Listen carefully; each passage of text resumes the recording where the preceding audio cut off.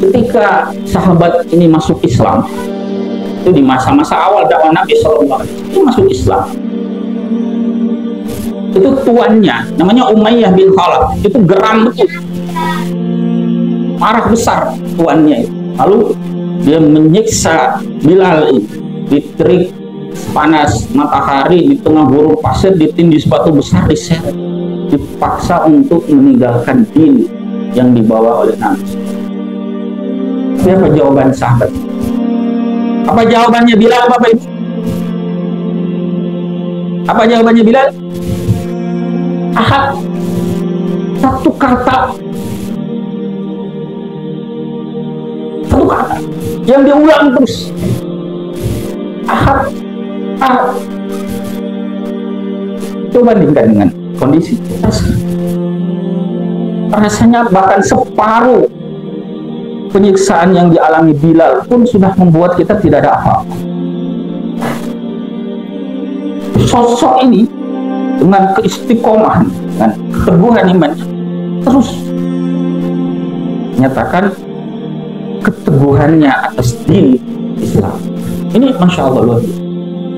Saya mau mengatakan bahwa membandingkan amal kita dengan para sahabat radhiyallahu ta'ala itu saja sudah sangat jauh.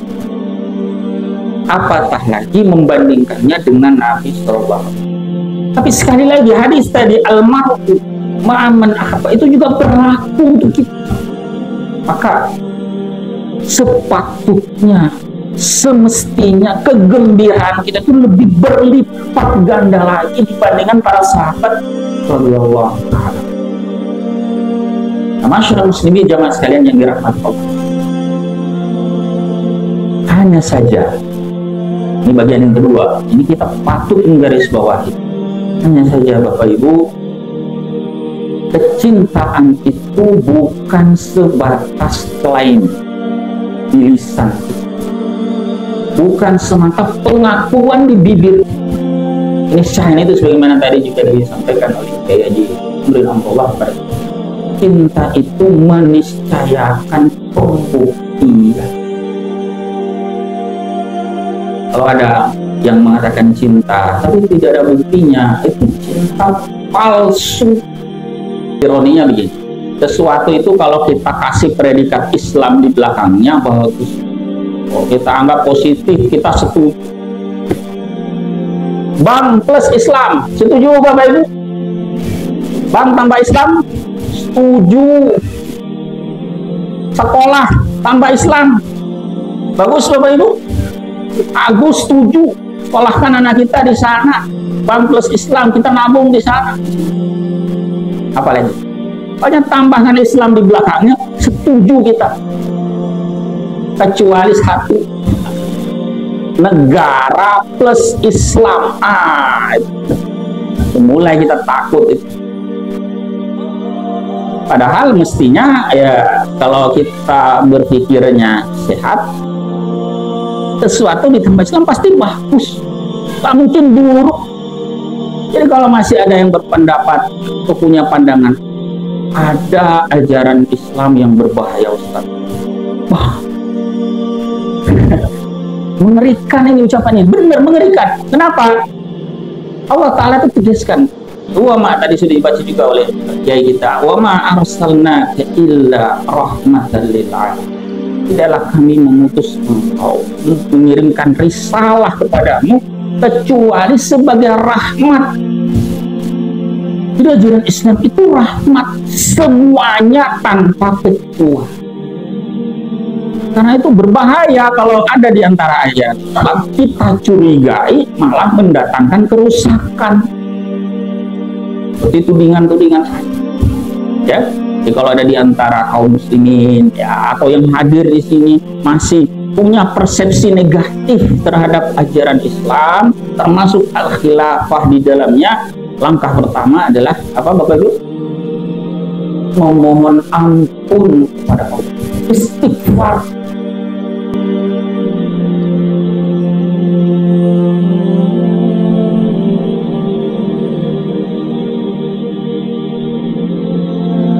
Bismillahirrahmanirrahim. Assalamualaikum warahmatullahi wabarakatuh.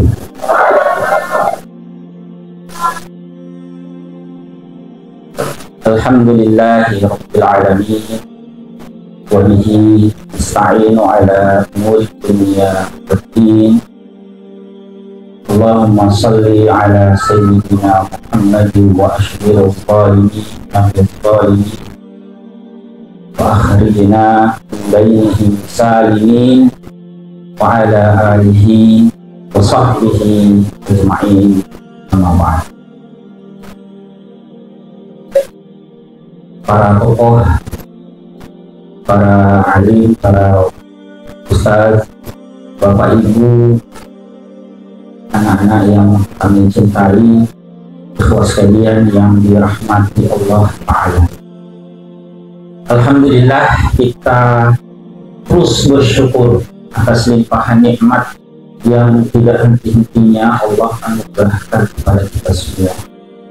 Dimana pada hari yang istimewa ini, di tempat yang sederhana ini, mudah-mudahan menjadi salah satu wasilah kita terus diberikan limpahan keberkahan oleh Allah Ta'ala. Di dalamnya kita insya Allah akan membicarakan beragam kebaikan yang kalau di dalam hadis Nabi SAW itu beliau sebut sebagai rawdatun min riyadil jannah, bagian dari taman-taman jannah. Bagaimana pesan beliau SAW terkait taman jannah? Kita marartum bi riyadil jannati fa'u, jika kalian melewati taman-taman jannah, taman-taman surga itu, maka bersenang-senanglah, nikmati. Ketika ditanya, ila wa ma riyadul jannah, apa itu riyadul jannah, taman-taman jannah, wahai Rasul? Beliau sallallahu alaihi wasallam menjawab, majalisul fikr. Dalam riwayat yang lain, majalisul ilm. Riyadul jannah atau taman-taman jannah itu tidak lain adalah majelis yang di dalamnya disebut nama Allah Ta'ala, kita mengingat nama Allah Ta'ala, mengkaji tuntunan-tuntunan. Terlebih lagi di majelis ini, insya Allah kita akan memupuk kecintaan kita kepada suri teladan kita, sosok yang kita harapkan syafaatnya pada hari kiamat kelak nanti, Rasulullah Muhammad Sallallahu Alaihi Wasallam. Mudah-mudahan kita semua termasuk di dalam umat beliau yang mendapat syafaat pada hari kiamat kelak. Alhamdulillah, warahmatullahi alaikum. Saya mau memulai ini dengan sebuah hadis yang diriwayatkan oleh Imam Ahmad bin Hanbal rahimahullah ta'ala dari sahabat Anas bin Malik radhiyallahu ta'ala. Sebuah hadis yang cukup masyhur, tapi mudah-mudahan kita menyimaknya kembali semakin mengokohkan kecintaan kita kepada Rasulullah SAW. Suatu ketika ada seseorang datang. Ini Anas bercerita, ya rajulun ila Rasulillah sallallahu alaihi wasallam. Ada orang datang menemui Rasulullah sallallahu alaihi wasallam. Dalam riwayat yang lain disebutkan ini orang Arab Badui. Badui itu orang Arab yang tinggal di pedalaman, jauh dari kota. Lalu dia berkata, orang ini berkata, ya Rasulullah, ar-rajulu yuhibbu ar-rajula wa la yastati'u an ya'mala ta'amal. Ada seseorang mencintai orang lain, tetapi dia tidak bisa beramal layaknya amalan orang yang dia cintai. Maka mendengar hal tersebut, beliau sallallahu alaihi wasallam menanggapi. Faqala Rasulullah sallallahu alaihi wasallam. Ya, Nabi SAW menanggapi itu dengan sebaris kalimat pendek, tapi penting sekali, mendalam sekali maknanya. Ingat baik-baik, hanya 4 kata. Al-mar'u ma'aman ahab. Ulangi. Al-mar'u ma'aman ahab. Seseorang itu bersama dengan yang dicintai.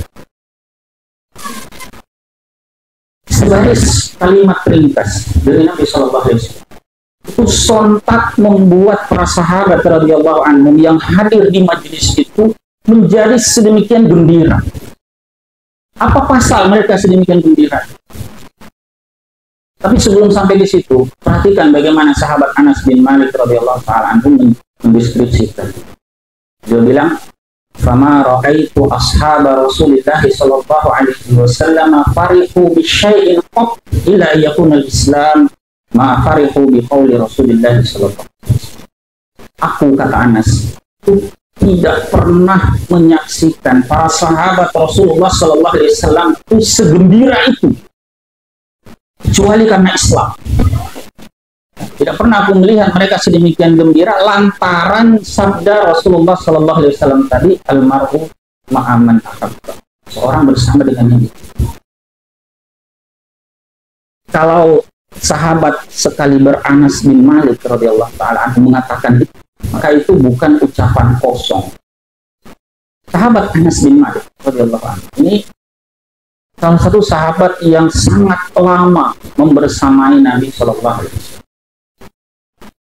Meskipun beliau termasuk sahabat Ansor.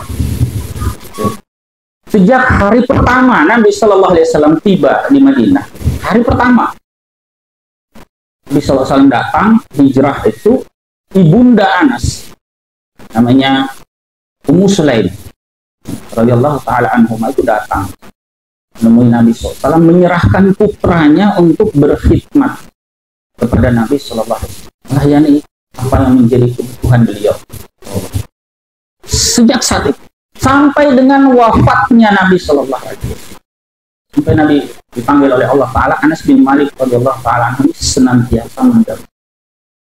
Sampai urusan-urusan kecil, misalnya sisirnya Nabi Shallallahu Alaihi Wasallam itu Anas yang urus. Sandal Nabi Shallallahu Alaihi Wasallam itu Anas yang simpan. Yang mengangkatkan air untuk Nabi SAW untuk bersuci itu Anas radhiyallahu taala anhu. Maka dia dikenal sebagai khadim Rasulullah sallallahu alaihi wasallam, pelayan Rasulullah sallallahu alaihi wasallam. Sebutan yang mulia. Tidak terhitung banyaknya majelis yang dihadiri oleh sahabat ini yang bersamai Nabi sallallahu alaihi wasallam dalam menyampaikan Islam, baik di dalam Madinah maupun di luar. Bahkan beliau, sahabat ini dikenal sebagai salah satu dari periwayat hadis paling banyak. Nomor 3 setelah siapa? Nomor 1 siapa? Siapa sahabat yang paling banyak meriwayatkan hadis? Nomor 1 Abu Hurairah radhiyallahu taala. Yang kedua siapa? Putra Umar ibn Khattab, Abdullah bin Umar radhiyallahu taala. Ini nomor 2. Nomor 3-nya adalah Anas bin Malik radhiyallahu taala. Nah, jumlah hadis yang diriwayatkan itu lebih banyak daripada ibunda kita sendiri, Aisyah radhiyallahu taala. Ini menunjukkan bahwa memang ketika sahabat ini bilang, tidak pernah saya melihat sahabat Rasulullah SAW sedemikian gembira, maka sekali lagi itu bukan ucapan kosong. Benar-benar itu kegembiraan luar biasa yang ditunjukkan oleh para sahabat radhiyallahu anhu. Lantaran sebaris kalimat yang tadi disebutkan oleh Nabi sallallahu alaihi wasallam. Nah, apa pasal para sahabat itu sedemikian gembira? Mengapa mereka sedemikian senang dengan ungkapan? Sahabat Anas bin Malik radhiyallahu taala anhu melanjutkan. Apa yang beliau katakan? Wa nahnu nuhibbu Rasulullah sallallahu alaihi wasallam. Wala nastati'u an na'mala ka'amali. Kami semua ini para sahabat itu sangat mencintai Rasulullah sallallahu alaihi wasallam. Dan kami tidak bisa beramal layaknya amalnya Nabi sallallahu alaihi wasallam. Jadi mereka sadar ya, bagaimana jauhnya amalan mereka dibandingkan dengan amalan Nabi sallallahu alaihi wasallam. Mustahil semata mengandalkan amalan mereka itu bisa berhimpun, bisa berkumpul dengan sosok yang mereka cinta. Karena balasan dari Allah Ta'ala kepada para nabi dan rasul itu kan jannah yang istimewa. Apalagi ini kita berbicara tentang sosok asyraful anbiya wal mursalin, semulia-mulia, seutama-utamanya Nabi dan Rasul. Itu jannahnya itu paling tinggi. Sadar para sahabat, tidak mustahil kita ini bisa berhimpun bersama dengan beliau sallallahu alaihi wasallam semata mengandalkan amal kita. Jauh. Maka ungkapan tadi itu, almar'u ma'aman hamba, seseorang akan bersama dengan sosok yang dicintai, itu menerbitkan secerca harapan dalam diri bahwa kendati amal mereka sangat jauh dibandingkan amalnya Nabi sallallahu alaihi wasallam, namun mudah-mudahan dengan bekal kecintaan itu Allah berkenan menghimpun mereka bersama sosok yang mereka cintai. Idza kunna ma'ahu, Anas melanjutkan, jika kami bisa berhimpun sama Nabi sallallahu alaihi wasallam dengan bekal kecintaan, fahasbuna, maka cukuplah itu bagi kami. Nah, ini rahasia mengapa para sahabat itu sangat gembira. Nah, jika para sahabat radhiyallahu taala anhum itu sedemikian gembira, maka sepatutnya kita yang hadir di majelis ini Bapak Ibu sekalian itu lebih bergembira lagi. Semestinya kegembiraan kita itu lebih berlipat ganda. Mengapa? Pertama, karena hadis itu juga berlaku untuk kita, bukan sebatas generasi sahabat, tapi berlaku untuk seluruh kaum muslimin termasuk kita. Yang kedua, karena jangankan membandingkan amalan kita terhadap Nabi Sallallahu Alaihi Wasallam, itu kejauhan, jauhan. Membandingkan amal kita dengan para sahabat radhiyallahu taala anhum ajma'in, itu saja nggak nyampe, itu saja sudah jauh. Coba bandingkan apa amalan yang membuat kita misalnya terpesona di masa ini. Ini kita kenal ada orang atau sosok tertentu, tidak usah disebutkan namanya, cukup diingat. Yang amalnya itu membuat kita itu terpesona, kagum, Allah luar biasa. Mungkin kita terkagum dengan sedekahnya misalnya, atau mungkin keteguhan imannya, atau keberaniannya, apa saja, sebut saja. Lalu coba Anda bandingkan itu dengan amalan para sahabat radhiyallahu taala. Rasanya jauh sekali. Siapa misalnya bisa menandingi kedermawanan sahabat Utsman bin Affan, Suhaib Ar-Rum, Abdurrahman bin Auf radhiyallahu taala anhum, banyak lagi. Siapa bisa menandingi keberanian sahabat seperti Hamzah bin Abdul Muttalib, seperti Umar ibn al-Khattab, ya, dan masih banyak lagi, Khalid ibn al-Walid radhiyallahu taala. Atau siapa bisa menandingi kekokohan imannya sahabat Bilal ibn Rabah. Nah, kita tahu cerita tentang Bilal, seorang hamba sahaya, budak belian diperlakukan orang seperti barang. Ketika sahabat ini masuk Islam, itu di masa-masa awal dakwah Nabi SAW, itu masuk Islam. Itu tuannya, namanya Umayyah bin Khalaf, itu geram betul, marah besar tuannya. Lalu dia menyiksa Bilal ini di terik panas matahari, di tengah gurun pasir, ditindih batu besar, diseret, dipaksa untuk meninggalkan din yang dibawa oleh Nabi. Apa jawaban sahabat? Apa jawabannya Bilal, Bapak Ibu? Apa jawabannya Bilal? Ahad. Satu kata. Satu kata. Yang diulang terus. Ahad. Ahad. Coba bandingkan dengan kondisi kita.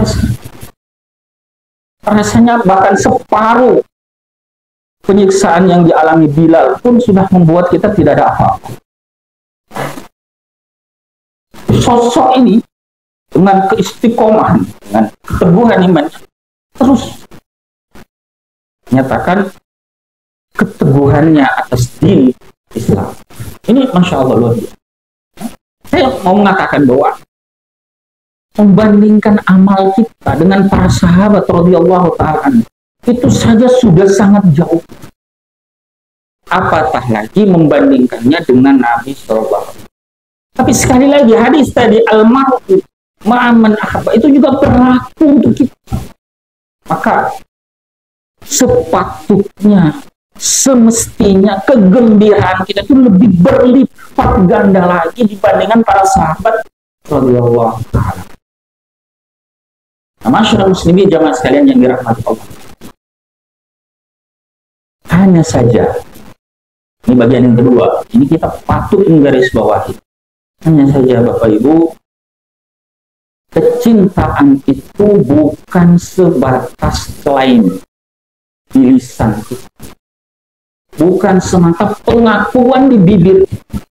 Ini syahnya itu sebagaimana tadi juga disampaikan oleh Kiai Haji Abdullah pada cinta itu meniscayakan pembuktian. Kalau ada yang mengatakan cinta tapi tidak ada buktinya, itu cinta palsu. Itu klaim dusta.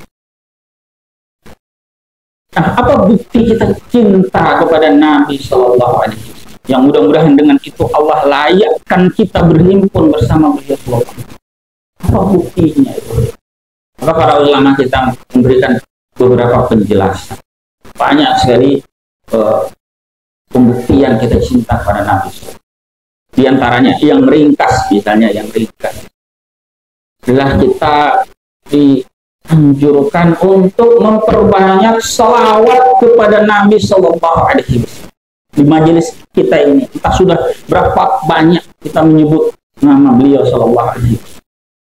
Sebagai namanya langsung kita sebut atau dengan predikat Nabi, dengan predikat Rasul. Maka sebanyak itu pula mestinya kita berselawat kepada. Kemudian yang berikut, dan ini yang paling penting, bukti kecintaan kita kepada Allah dan Rasulnya itu tidak lain adalah ittiba, mengikuti tuntunan yang dibawa oleh Rasulullah SAW. Biasa baca ayat di dalam surah Al-Isra, "Qul in kuntum tuhibbunallaha fattabi'uni yuhibbukumullah wa yaghfir lakum dzunubakum wallahu ghafurur rahim." Katakan, jika kalian benar-benar cinta kepada Allah, juga cinta kepada Rasulnya, maka gimana? Ittiba, fattabi'uni, ikuti aku, tunduk patuh menjalankan tuntunanku, tuntunan Nabi Sallallahu Alaihi Wasallam. Saya, kalau kita mengikuti Nabi Sallallahu Alaihi Wasallam, yuhibbukumullah, niscaya Allah cintai kalian. Coba, kalau sudah Allah mencintai kita, apa kita masih butuh cinta yang lain, Bapak? Cinta siapa lagi yang kita kejar? Kalau Allah Ta'ala sudah mencintai kita.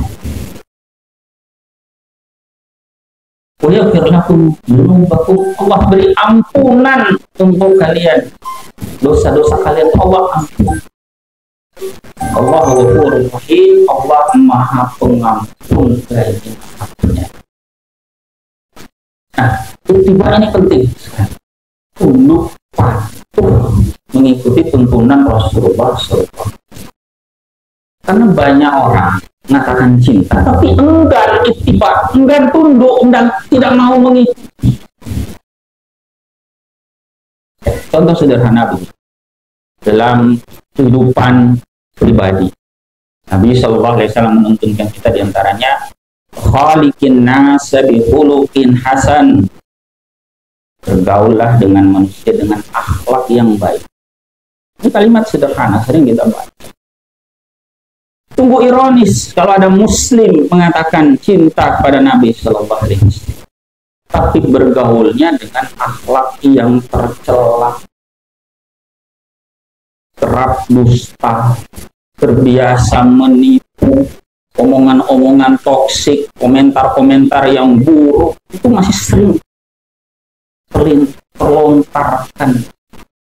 Baik lisannya maupun tulisannya. Kalau sekarang ini sosial media itu luar biasa.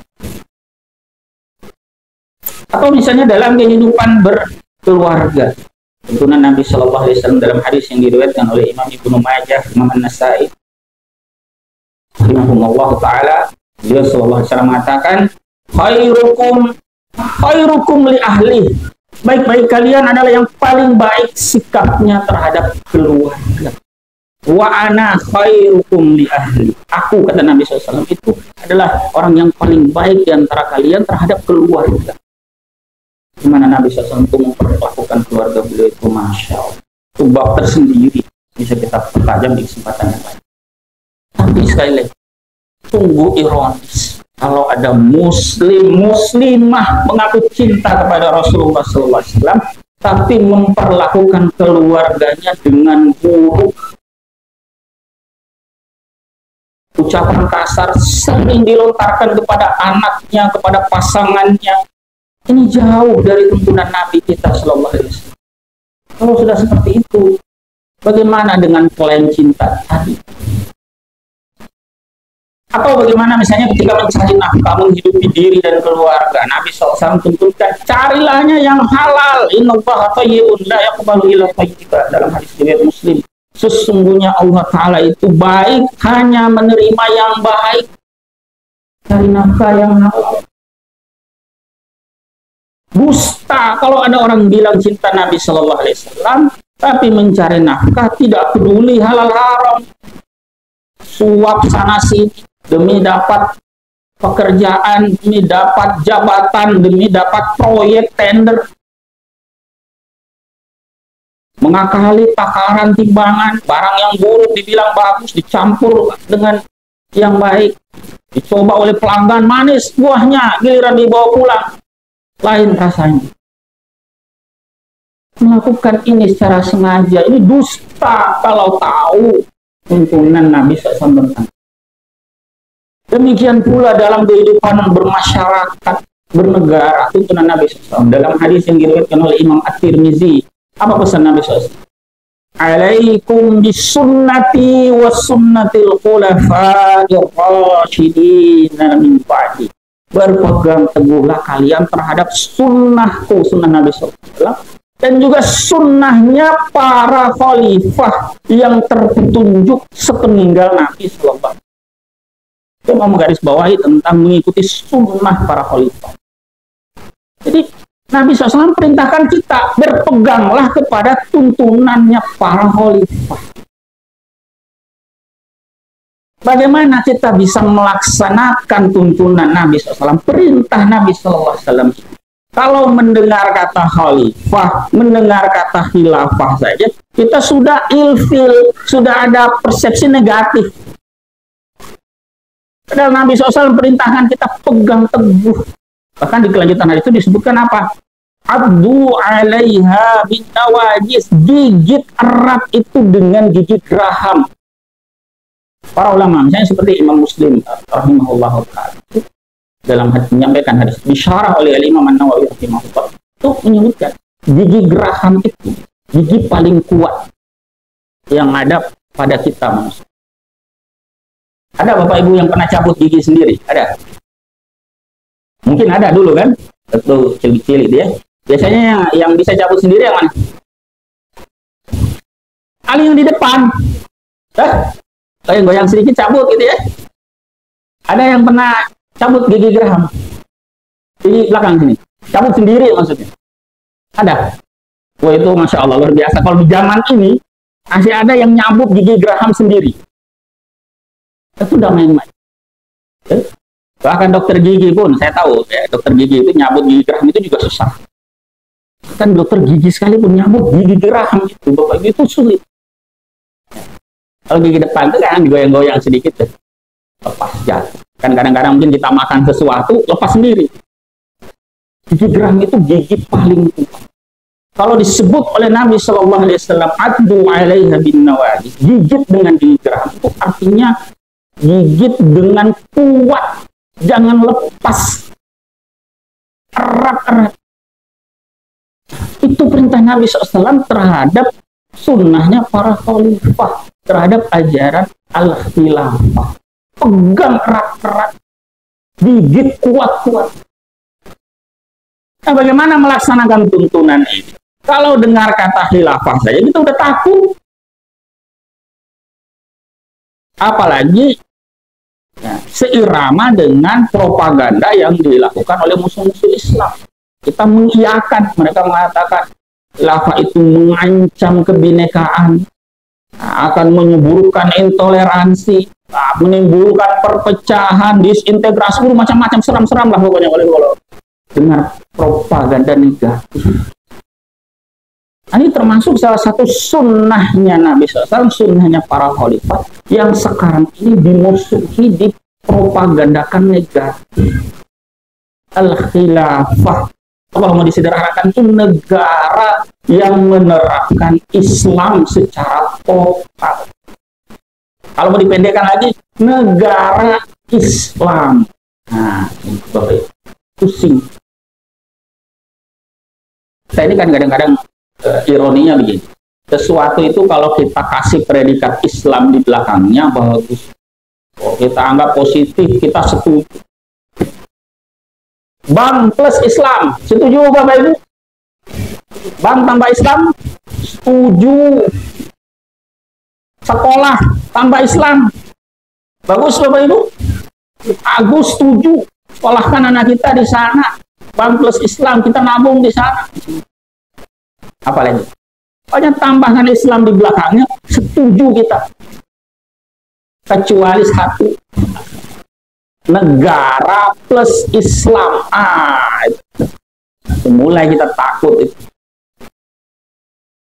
Padahal mestinya ya kalau kita berpikirnya sehat, sesuatu ditambah Islam pasti bagus. Tak mungkin buruk. Jadi kalau masih ada yang berpendapat atau punya pandangan, ada ajaran Islam yang berbahaya, Ustaz. Wah, mengerikan ini ucapannya, benar mengerikan. Kenapa? Allah Ta'ala itu tegaskan. Wa ma tadi sudah dibaca juga oleh kiai kita. Wa ma arsalnaka illa rahmatan lil alamin. Tidaklah kami mengutus engkau, mengirimkan risalah kepadamu kecuali sebagai rahmat. Jadi ajaran Islam itu rahmat, semuanya tanpa kecuali. Karena itu berbahaya kalau ada di antara ajaran Islam kita curigai malah mendatangkan kerusakan. Seperti tudingan-tudingan. Ya, jadi kalau ada di antara kaum muslimin ya atau yang hadir di sini masih punya persepsi negatif terhadap ajaran Islam, termasuk al-khilafah di dalamnya, langkah pertama adalah apa Bapak Ibu? Memohon ampun kepada Allah. Istighfar.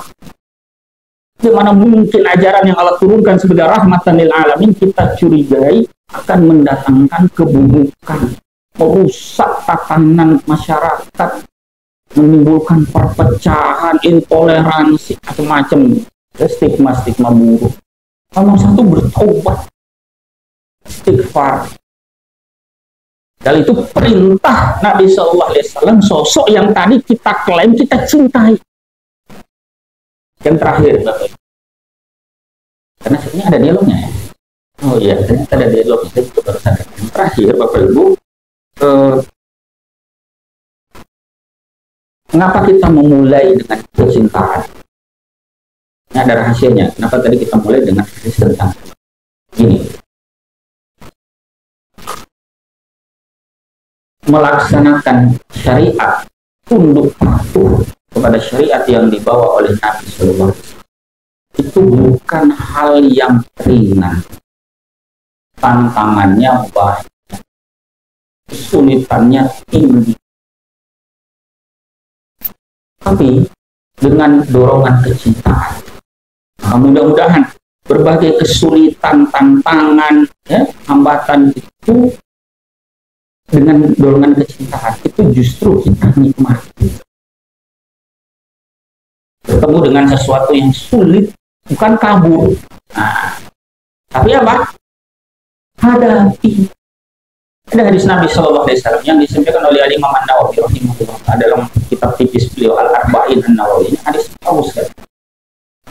Dia sampaikan begini, la yu'minu ahadukum hatta, ya, tidak beriman salah seorang di antara kalian hatta, sampai apa? Hatta yakuna hawahu taba'an lima, sampai hawa nafsunya itu tunduk patuh mengikuti tuntunan yang aku bawa. Jadi bisa saja terjadi ada pertentangan antara hawa nafsu kita dengan tuntunan syariat. Dan pada saat itu kita diperintahkan untuk menundukkan hawa nafsu di bawah syariat. Ini penting, Bapak Ibu. Saya kasih ilustrasi dulu. Tuntunan syariat itu kan tidak semua ringan. Yang ringan ada. Contohnya begini. Misalnya kita dilarang minum khamar. Khamar, minuman keras. Semua tahu minuman keras hukumnya haram. Tak boleh gitu. Ada orang itu nggak suka khamar. Mungkin diantara kita ada yang seperti itu, cium baunya saja mual. Ada yang begitu, Bapak Ibu. Cium bau minuman keras itu udah pusing, mual. Orang yang begini, larangan khamar baginya ringan. Bahkan tidak dilarang pun dia nggak minum. Gimana mau minum? Cium baunya saja udah mual. Jadi larangan khamar itu enteng, ringan. Tapi ada orang, Bapak Ibu, kalau nggak minum pusing. Kalau yang tadi pertama cium baunya udah pusing. Ya, yang kedua ini kalau nggak minum sehari pusing dia. Pusing. Ada yang begini. Nah, orang kedua ini, apakah baginya khamar tetap haram? Tetap haram khamarnya? Tetap. Khamar itu haram baik Anda suka atau tidak. Haram semua kan? Haram. Tapi bagi orang pertama, larangan khamar itu ringan. Orang kedua, dilarang khamar berat, sulit. Tapi bagaimana tuntunan Nabi SAW bagi orang kedua? Menghadapi syariat yang berat, yang sulit, jangan kabur. Justru itulah momentum penting untuk membuktikan kita ini lebih cinta tuntunan Nabi SAW. Atau mau memenangkan ego hawa nafsu. Begitu seterusnya, Bapak. Saya ada contoh lain. Keharaman riba. Pada dicontohkan pondok pesantren dibangun dengan riba. Nah, apa lindungi? Ada orang haraman riba, tahu ya Bapak Ibu ya? Keharaman riba total awal larang dalam Al-Quran. Ya, dalam surah Al-Baqarah, ya ayyuhalladzina amanu taqullaha wa dharu ma baqiya minar riba in kuntum mu'minin. Bagian-bagian akhir wahyu yang turun. Keharaman. Bagi kita yang tidak pernah terlibat riba, larangan riba itu ringan, enteng, Bapak Ibu. Tapi bagi mereka yang mungkin puluhan tahun terjerumus ke dalam muamalah riba, dengan itu dia menghidupi dirinya, menafkahi keluarganya, tahu keharaman riba, maka syariat itu bagi dia berat. Berat. Kalau kita nggak terlibat riba, enteng saja. Oh, Allah haramkan riba. Siap. Tapi bagi kelompok kedua yang sudah puluhan tahun dengan riba itu, tahu keharaman riba, meninggalkan riba itu bukan perkara ringan. Jadi sekali lagi pesan kita, kalau kita masuk kategori kedua, Bapak Ibu, jangan kabur, jangan tinggalkan ketentuan syariat. Justru sekali lagi, itulah momentum penting membuktikan kecintaan kita kepada Nabi Sallallahu Alaihi Wasallam. Kita lebih cinta syariat daripada memenangkan ego kita, keinginan kita, hawa nafsu. Dan sekali lagi ini bukan mudah, ini tidak ringan. Makanya Nabi SAW itu hubungkan dengan keimanan tadi. La yu'minu ahadukum, tidak beriman salah seorang di antara kalian, dan keimanan yang sempurna itu. Sampai apa? Sayakuna hawahu taba'an lima jitubi. Sampai hawa nafsunya tunduk patuh mengikuti risalahnya. Nah, pegang tuntunan itu Bapak Ibu. Besok kita ketemu syariat yang berat, ingat kembali. Benar. Saya kasih contoh yang sederhana dalam kehidupan sehari-hari. Santri-santri disuruh bangun sholat subuh berjamaah, bahkan bukannya sholat subuh berjamaah, sholat tahajud. Santri kita itu asramanya di balik bukit ini, Bapak. Nah, setiap subuh, kecuali kalau hujan, setiap subuh itu mereka mesti naik ke masjid yang ada atap warna biru. Lumayan itu kalau subuh Bapak Ibu, apalagi kalau lagi dingin-dinginnya, ya. Itu lumayan. Dan mereka harus sholat subuh di sini. Ya, harus sholat subuh di sana.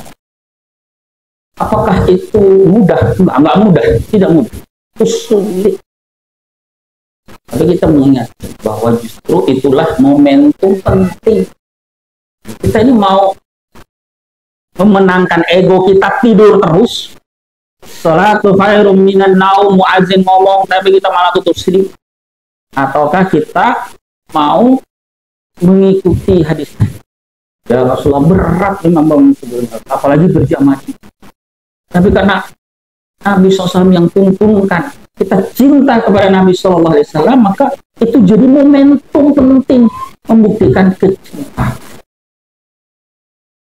Terakhir, sebelum kita diskusi bahwa kepada konsep kekhilafahan, perinciannya panjang Bapak Ibu, tapi saya mau garis bawahi begini. Di tengah banyaknya stigma negatif, intimidasi terhadap orang-orang yang menyerukan syariat dan maka menyerukan syariat ini itu bukan perkara ringan. Mungkin ada di antara Bapak Ibu mendapati intimidasi dari tempat kerja gara-gara ngomong tentang syariat Islam, gara-gara ngomong tentang khilafah. Atau mungkin ada yang mendapat tekanan dari lingkungan sekitar. Nggak boleh ngomong itu Ustaz, nggak boleh ngomong itu Bapak Ibu. Ya, maka sekali lagi ini bukan perkara mudah, bukan perkara ringan. Tapi bagaimana tuntunan ketemu syariat yang berat Bapak Ibu? Bagaimana? Jangan kabur. Justru sekali lagi itulah momentum penting untuk menegaskan sikap kita. Bahwa kita lebih cinta kepada tuntunan Nabi Shallallahu Alaihi Wasallam daripada apa? Kita lebih memprioritaskan daripada mengiyakan tekanan tempat kerja, tekanan lingkungan, intimidasi dari orang-orang. Ada banyak cara kita buktikan kecintaan kita kepada Nabi Sallallahu Alaihi Wasallam. Tapi satu momentumnya itu ketika kita berhadapan dengan syariat yang berat. Sekali lagi kalau syariat ringan, ya enteng saja. Gitu. Justru karena seruan syariat dan khilafah ini berat, maka ini kita perlu kuatkan. Dengan apa? Dengan cinta, Bapak. Cintaan pada Nabi Sallallahu. Jangan kalah dengan anak-anak muda di romantisisan itu. Pernah dengar anak muda itu kalau jatuh cinta dia bilang, ya, gunung pun kan kudaki, lautan seberani. Coba. Pun kita juga tahu itu bahasa basi kan. Tapi setidaknya itu berani ngomong kayak gitu itu. Nah, ini Bapak Ibu, berani ngomong kayak gitu. Saya cinta kepada Rasulullah SAW. Meskipun dengan itu saya harus tinggalkan muamalah ribawi saya. Pekerjaan sudah puluhan tahun saya geluti menghidupi keluarga. Ini setelah ini saya akan dakwahkan syariat dan khilafah. Meskipun di tengah-tengah masyarakat, di lingkungan kerja saya itu tekanannya luar biasa. Kenapa saya melakukan itu? Karena saya cinta kepada Rasulullah. Barakallahu li walakum. Demikian kalau ada dialog saya kembalikan ya kepada bawah acara. Assalamualaikum warahmatullahi wabarakatuh.